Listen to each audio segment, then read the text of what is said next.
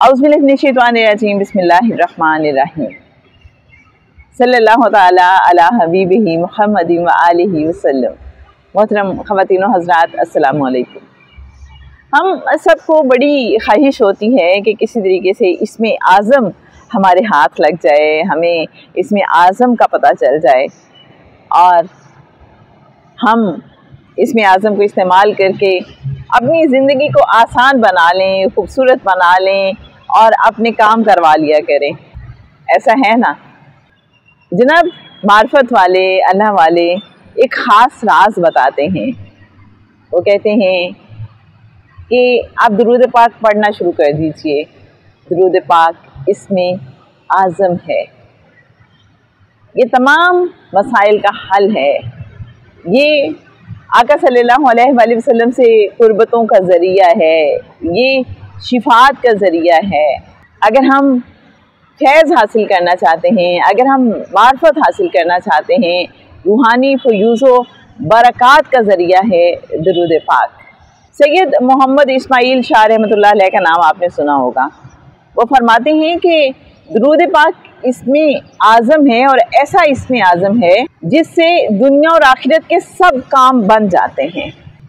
आपने कभी देखा कि जो लोग दुरूद पाक पढ़ते हैं वो कभी महरूम नहीं रहते, उनकी ये ज़िंदगी भी रहमतों और बरकतों वाली होती है और उनका जो ज़िंदगी का अगला मरहला है वो भी खूबसूरत हो जाता है।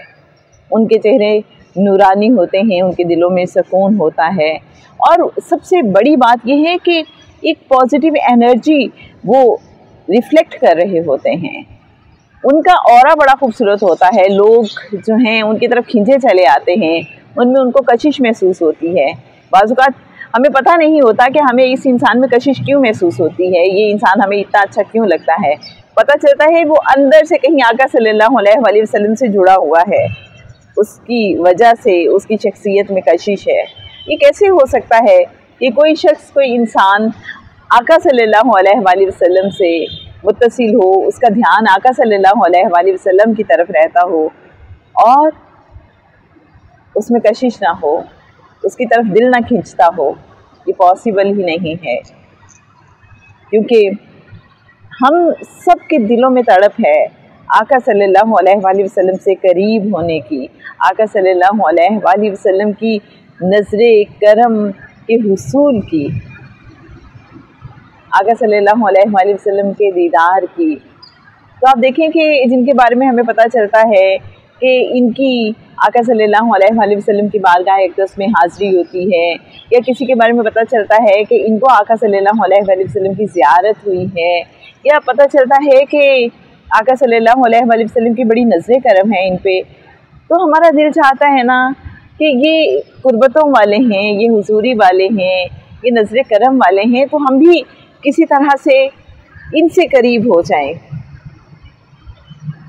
ताकि जब इन पे नज़र पड़े आका सल्लल्लाहु अलैहि वसल्लम की, तो हम भी कहीं उसका हिस्सा बन जाएं।